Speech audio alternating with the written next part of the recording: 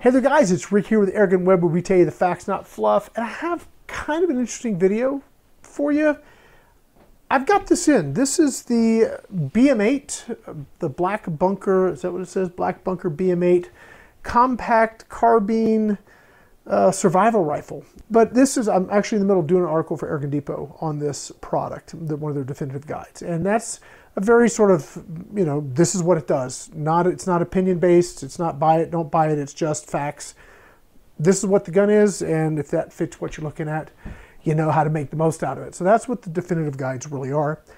I wanted to talk a little bit about this because I shot it today and I had some thoughts. And yeah, we're going to go with that. First of all, let me just show you what this thing is like. And out of the gate, when I saw it, you know, in pictures and on the web and whatnot, I said, I don't know.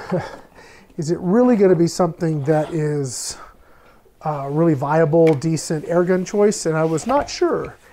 I will tell you, it's much sturdier than I expected. So that in and of itself, I think is pretty awesome. I think they did a great job with the concept of putting together a folding compact carbine break barrel air gun. So let's get it out of the box here. I actually already videoed an unboxing, but I wasn't happy with it. Primarily because when you first get this thing out, it's a little awkward. I kind of fumbled around a bit, just trying to figure out how to put it together and make the thing work right. It's actually super, super simple. So you'll see what I'm talking about. So there you go. I mean, that's the unit. Now, it's sort of promoted, touted, or represented as a backpack rifle right off the rip. How big is that backpack? So that's kind of I don't know. I think it's very cool, this size. I mean, this certainly can go behind the truck seat, you know, under your seat, you know, in your car. It's very small, very compact in this sort of shape, which I think is pretty cool. So let's go ahead and take it apart, because that's where the fun starts, right? It basically folds out very, very simply. Now, if you were traveling with this, not in a bag or something, it does come with a very nice cover. I think it goes on like this. And this will keep your breech protected and your barrel muzzle protected, so you don't get garbage and junk in there. So I think that's kind of cool. Anyway, let's take this off. So here's the basic 1, 2, 3 of it. Get that out of the way. There's a little latch here, so when you pull down that latch, it releases the front end. And this can go right down and go flat.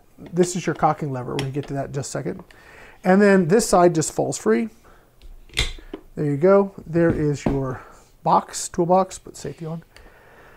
This is, I think it's promoted as like a waterproof carrying case. I'd have to double check that, but whether it's waterproof or not. But it's a pretty cool little case.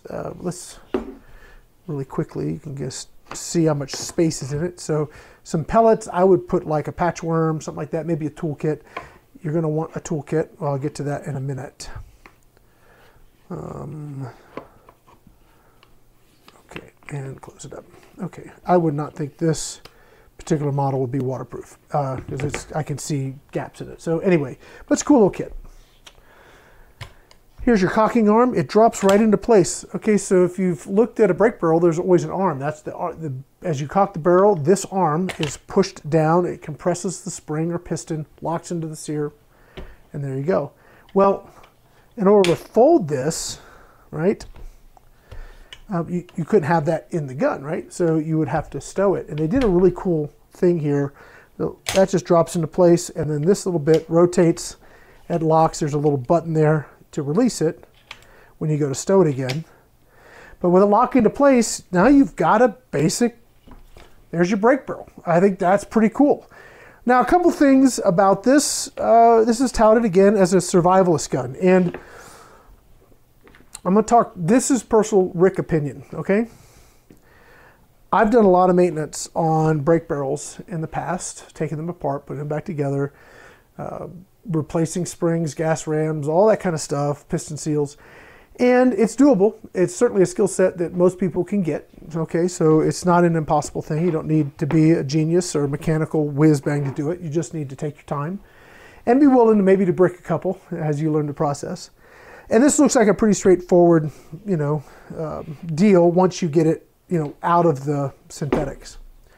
I would think that when we're talking survival gun, right, there's a few things that are critical. If you were to list your top 5 or top 3, one is durability, repairability, maybe then performance and accuracy as we get down the list there. So when we're talking about repairability, you're going to need to get parts. And I think it would be great if the company is going to go with the survival type of perspective to actually have parts kits available. Like if this is going to be my go-to survival gun, I'm going to have, you know, probably 3 or 4 rebuild kits right in the closet kind of a thing. Because if the excrement hit the proverbial fast rotating thing, then you know, you're not going to go to Amazon and buy a new gas ram. I would be surprised, and you know, tell me if you are able to do so, but I would be, you know, interested to see if anybody can actually source parts for this, because these products, I don't care how well they're made, they are going to wear out. Gas rams have been, for me, some of the least reliable power plants, period. Just sitting in a corner, I've had them leak and fail. Not to say that they're not worth it in like that kind of, and like I need a reliable air gun situation.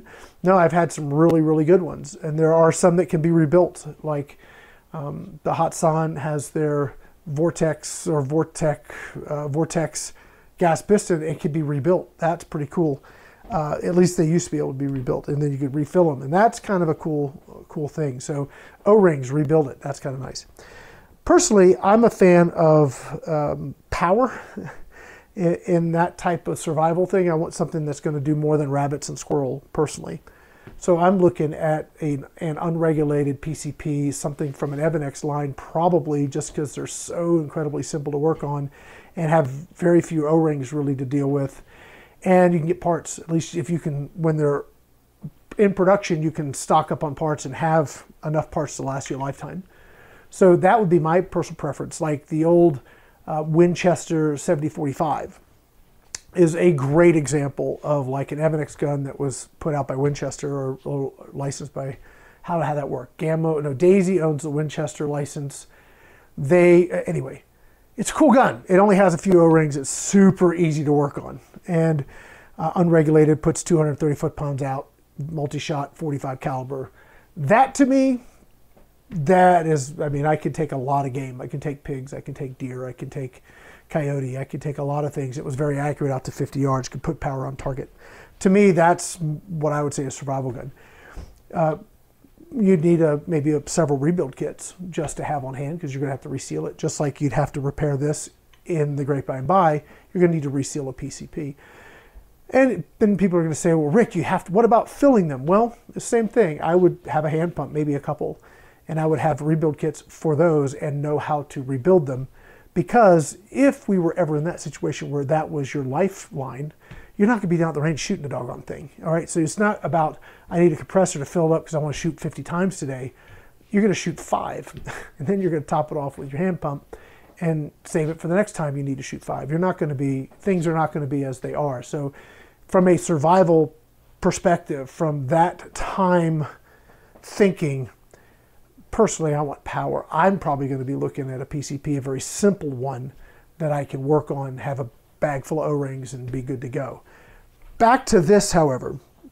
Okay, that was, again, my 2 cents worth. Maybe that was $1.50, I don't know. Back to this guy. I think it's actually pretty cool. Just as an air gun, I think it's pretty cool. I enjoyed shooting this today quite a bit. It's actually got a really interesting cocking stroke and shooting cycle. I don't want to have to go outside and shoot it, but I'll just say, if I go much further than that, I've cocked the gun. It's got a very short stroke. I thought that was pretty cool. There is a lot of use of synthetics. I think in this type of situation, that's probably a plus, right? I mean, if you've wood brakes, this is very, very sturdy. And even this back part here, there's a lot of meat that's, when that clamps or clanks or clicks or shuts or whatever, it's rugged. That's awesome. I think they've done a good job that way. One of the things that with a brake barrel that I don't know that they've thought out very well is they do wear out in the sense of if you shoot it a lot. So if I got this for me, if I had one that was mine, I would shoot it, sight it, and then it would stay in its case. I would not go shoot it a ton. The screws loosened up a few times during testing. So that's either an issue of take them out when you first get it, Loctite them. That's probably smart anyway. But you're definitely going to keep track of it. That's, you know, something you want to watch out for. Again, a gun that you're going to be reliant on for accuracy and putting food on the table, let's just say. If these loosen up, your accuracy goes right out the window, and now you're missing your shots. You don't know what's going on. It's a whole frustrating thing. So I think that is an area that I would say you really want to pay close attention to. If you get one of these, make sure you keep your screws tight. The other thing that I thought was interesting, and not in a good way, the sights for me, I love the fact that it has open sights, and in a pinch at 10 to 15 yards, you're going to do okay. You're going to have to do some Kentucky windage. Now, I've read some reviews online that said, hey, the sights are awesome. It was great. I did not have that experience. My experience was I couldn't use them because I did not have enough adjustment on them to actually get on target. Now, I was only shooting at 11 yards. So when I came out of the box, it was shooting, I don't know, 3-4 inches high. So I was dropping it down, and it became one uncomfortable shoot, and to the point where I couldn't actually see the sights for the rail. So not a great implementation of open sights, in my opinion, for me. Now, this may be unique to this gun. I don't know the consistency from model or from, you know, product to product. I don't know. But it has open sights. You can make them work, but you don't want to put an optic on it if you want precision beyond that. I was shooting today for my article at 20 yards. Was very pleased with what I was getting. I put a scope on here. I tried to find the lightest scope I could get. Comes to our next thing that I thought, you know, maybe something they want to, if they take this further and they have like a Gen 2 or something, I would say, maybe look at this as an option as you go. This is your scope rail, and it's synthetic, and it does flex. I can just tell you, I can move this. So if you have an optic on here, especially if you have a heavier optic, you're going to chase it, or you just are. It's not rigid enough. This, if you're going to really have a scope that you're going to rely on as a survival, going back to that, if you're going to put survival on the package, right, then it needs to really do that job. I think it's just a fun break barrel for the backyard. It's really cool. I like it just like that. But when you start marketing to that survival demographic, you want to make sure you're actually delivering the survivability, right? The repairability, accuracy, performance, so forth. So what we have here is the entire scope rail is held on by 4 pretty small Allen screws. Now, when I started shooting, I noticed I was not very accurate. Then I said, no, it was doing better than that with open sights. But that's all we got holding the scope rail on, 4 of them. And I'll tell you that it needs, in my opinion, this is my 2 cents, I would like to see this more robust. Backyard, put a light red dot on it, you're going to be fine. No problem. You put a heavier scope on this, and you may find that she walks around on you. Now, at 20 yards, I don't think it's going to matter that much. This is not a bench rest gun. This is not something you're going to go take to field target competition and try and shoot inch at 50. No, that's not at all what I would see this for. But you're not going to want a big heavy scope on this because that is going to be counterproductive. And here's the thing. The more that you are having to get in here and work these connectors, or like these screws, to tighten them up when they loosen up, yeah, that stayed tight from when I tightened it up this afternoon. So that's pretty good. You know, some Loctite on that, some Loctite on this might be really good. But even when this is fully tight, we still have flex on the rail. And you can actually, I can move this rail pretty easily just by hand. So it needs, in my opinion, needs to be more rigid. This is like a machined aluminum rail and some more robust connecting points. Now I think you've solved that concern. I'm not going to call it a problem. I'll say it's a concern. Anyway, let's talk about some performance. Now, normally I'd be showing you range footage. I actually wasn't planning on doing a video like this. So I didn't have multiple cameras up, but I'll tell you what I got for power as far as for velocity. And I'll ask my sister when she edits this, Cheryl, put down here, do the math and put the foot-pounds. And if I were to look this up, I think they're talking, you know, your typical 1,000 foot per second, probably in parentheses, with alloy pellets in 22, 1200 and 177. All right, so I'm 4,600 feet, and it does make a difference. But let's talk about what I was getting for velocities, and I shot 6 different pellets today. So the Hades, which are 1589, shot 673 feet per second. Now what was interesting is I shot multiple pellets at different weights and they weren't that far apart. So kind of interesting there. So 637, I don't know what that is in foot-pounds, but I'm guessing that we're 16-ish, plus or minus, 1 or 2. We're not doing 1,000. Even if I were to try and put 11 grain lead pellets or 9 grain alloy pellets, I think we're going to be a far cry from 1,000 feet per second. I might be wrong. You know, if I get the super lightweight Gamma Platinum PBAs, maybe we'll do 900-ish or so. I don't know. I didn't test those. But, you know, we're looking at 673 with the Hades. And then I went to the Crossman Premiers. They're 14.3s. Those shot 677. And then I had the, let's see, at the bottom of that, let's see, I got a picture of all of them.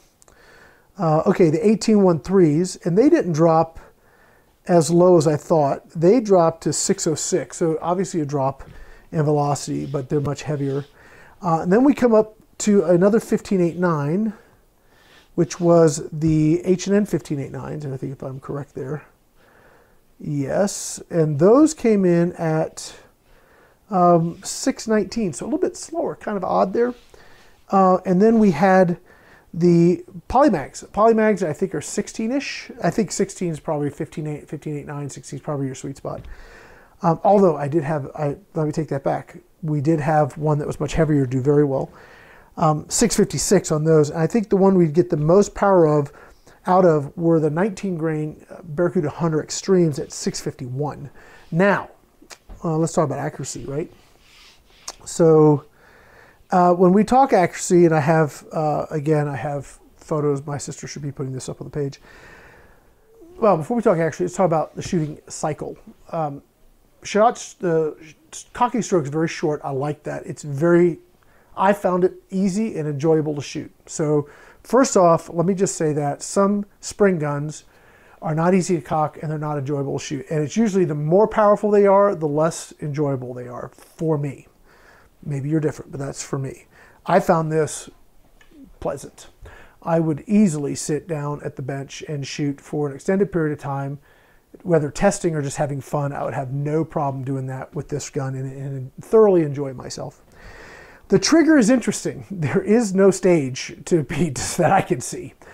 There's a very long pull and then it fires. And it's not hard, it's not rough. Man, if you go super slow and you can maybe try and feel it, you can, it is, I would love to have a 2-stage trigger in this that was decent. Like a decent 2-stage trigger would be wonderful in this gun. The trigger's not bad. It's right around 2.5 pounds and it's serviceable. I don't know what else to tell you. It's a serviceable trigger. Like I said, there are no stages. It just pulls. And then when it gun's ready to go, it goes. And you do get used to when it's going to fire. And it is something that is completely manageable. I do not believe it's adjustable. It is a decent trigger that I can very much get used to, although it's not my preference. I prefer 2-stage with very distinct stages that are actually legitimate stages, not just a take-up spring and then a sear. But here, it reminds me a lot of like the old T05 triggers, the old RWS T05s, which had just a pull and you never knew quite when the gun was going to fire. Yeah, but it reminds me of that. Not a bad trigger though, it's just different. I think for me, it's probably going to fall in that love it or hate it category. If you guys are interested in that. All right, so now let's get back to the accuracy. So as I started shooting, and I did a bunch of shooting, tried to sight the sights, tried to shoot the sights to get for groups, had no success that way. And again, I could not get the open sights to get me on target. So maybe it's just this gun or not. But I went ahead and grabbed an Axion scope. It's a little heavier than I would have liked, but I really like that scope. Good clear glass. It's second focal plane. I think it might have been a 416, and I was shooting at 20 yards, so I was probably shooting like a 10 power. So I didn't have it cranked all the way up. Didn't need to.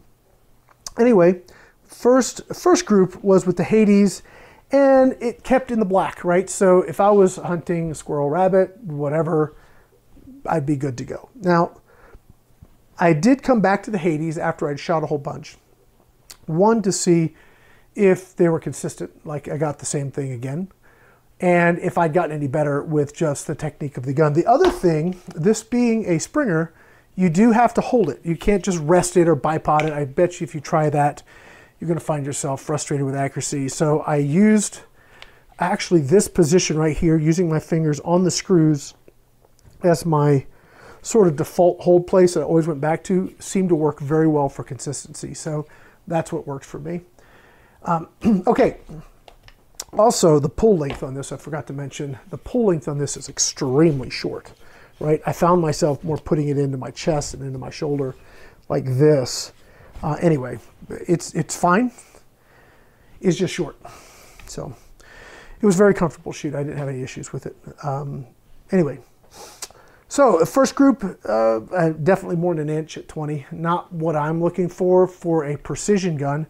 However, this isn't about a precision gun, is it? This is about a poop hits the fan survival gun. Or you're going to go out camping, you're going to go out backpacking, you're going to be out in the woods for an extended period of time, and you want something small, compact. It ain't light, so we can't put that on the thing. It's definitely not that. But you want something that can take with you that's not going to look like a gun on your back or whatever. This will do that, and I think it'll treat you well. So that was our Hades. Then we moved on to, oh, wrong way. Goodness, try again. We went to the Premiers. Premiers gave us about the same group. We had 3 and then a couple Wanders. They're not the most consistent. I'm going to show you those Hades. I shot those last. The 1813s. Now this is an interesting group because I shot at the target above and they laid at the target below. The 1813s were the slowest and they really seemed to drop. I would not recommend those. And they had the biggest, I think they had the, was it these? Might have been the Polymags. They had a pretty big group. I would not recommend those. Now let's going to go to the H&N 1589s. They are probably about that first group of Hades, or nah, they're a little, maybe more like the Premiers. They're okay. They'll probably 1.25 inches at 20 yards. Again, probably minute a squirrel head, you'd be all right. Polymags, maybe I shanked a shot. I don't know, but if that bottom shot on the bull wasn't there, they'd be pretty good. So maybe that was me. I should probably shoot him again. Anyway. Now, the pellets that really did very well for me were the Barracuda Hunter Extremes, and they were the heaviest, and they shot like 650 and some change. Don't know what that comes out to power-wise, but Cheryl can put it down there. It's probably 17-ish plus or minus foot-pounds. Maybe more. Maybe more. I don't know. Maybe I've got my math wrong. Maybe it's more like 19 or so. I don't know. But she'll have it accurately there because she'll do the math to do it right. But yeah, I thought that was actually pretty good for the Barracuda Hunter Extremes to do that well. They were shooting a little high on that particular scope sighting, so, you know, I would have to adjust the scope. If that's what I was going to run, I would run those. If I had a bunch of them, I'd run them. They're going to deliver good power, give me good accuracy, and they're a great small game hunting pellet. I do want to go back to the Hades, because I shot a second group with the Hades. They did much better, and this is after I spent some time with the gun, and yeah, I think consistency, you want that, and I think the Hades did great. So the Hades in this, or the Barracuda Hunter Extremes, either one, would I think give you some pretty good results. So that's sort of my thinking on this. Let's put it back in the case so you guys can kind of see what that looks like. And I have to say the whole mechanics of it, I think is pretty cool. Firstly, we're going to open this up, unlock that, get our cocking linkage out of the way. Then I think this is pretty cool. This mounts right here. And I'll show you why I do it this way. And then this comes up and locks into place there. This Balti tent's pretty stiff, which you want that. You want this to lock up really tight. And I will say that the lockup's good. It's not the best. Not quite sure how that's going to do over time, but you know, maybe that's something I can talk with the company, and maybe if they give us a sample, I can use it for a while. I'd love to, because I think the concept's very, very cool. Now we're going to go ahead and close this, and you have this leverage to break that ball detent, and then it just back in, and then you're good to go. You can go ahead and put this on your cover like that, and there you go. Now you're ready to take this out, put it in your truck, do what you need to do. Really, really cool idea. We'll see how it goes. I'm sure there's a lot of people that are going to pick this up, spend some time with it. I'm maybe a little more critical because I have years and years and years and hundreds of brake barrels under my belt, and I do think quite a bit about the whole prepper, survivalist, what would I do, what kind of product would I want to have. And this is an interesting option. I don't know if it would be my first option. I think I would probably go definitely with something with more power. I think something like the Gamma Hunter Extreme Ultimate, like the 25 cal, just a simple, no multi-shot, just a simple break it, load it, shoot it. I think that's a good option. I think a piece, like I said, a big bore PCP that wasn't regulated, that was very simple. I go to Evidex, that's what I'm most familiar with. I like the mechanics, they're super easy to work with, and I get parts for them, so that's kind of cool. And then the other option I was thinking about today in this is like Hotshot has that 135 30 cal, which is 30 plus foot-pounds, and it's a beast of an air gun, man. It's vicious. I do like that. Hits hard, and it has that gas ram, and I'd have to look and see if you can still rebuild them, but you used to be able to rebuild them, which is kind of cool. So that is an option. It's pretty slick. And my text is going off. So we're going to go ahead and wrap this up. I hope that was useful for you guys. We'll see. I did a behind the scenes. Oh yeah, I want to say thank you to our Patreon members and our Officers Club over at AirgunArmies.com. This type of video footage is not sponsored. Nobody's paying for this. This is out of my pocket, really. And it's, you know, members like you guys that, you know, convinced me that this kind of stuff's worth it. I hope this kind of content's useful for you. I did a behind the scenes with this when I was shooting it, have some, you know, a photo of what I was getting at the end of that process. So maybe you guys saw that. If you're members, let me know what you think. If you like this kind of footage where, you know, I try and distill it down, almost give you a verbal review, and we got a whole bunch of pictures of how things shot. Again, 20-yard results. You guys saw the Crony numbers. My sister put the power numbers there, so you guys have something to work with. Pretty cool little air gun, and that's going to be it. If you guys want to know more, check out our website, AirgunWeb.com. I can have links to products and stuff like that there. I cannot put them on YouTube because then they get all pissy and moany and get unpleasant to deal with. So I won't have any product links on this video. But if you check out our website, you can get all the information you need over there. That's going to be it for now. My name's Rick here with AirgunWeb, where we tell you the facts, not fluff. Thanks for watching.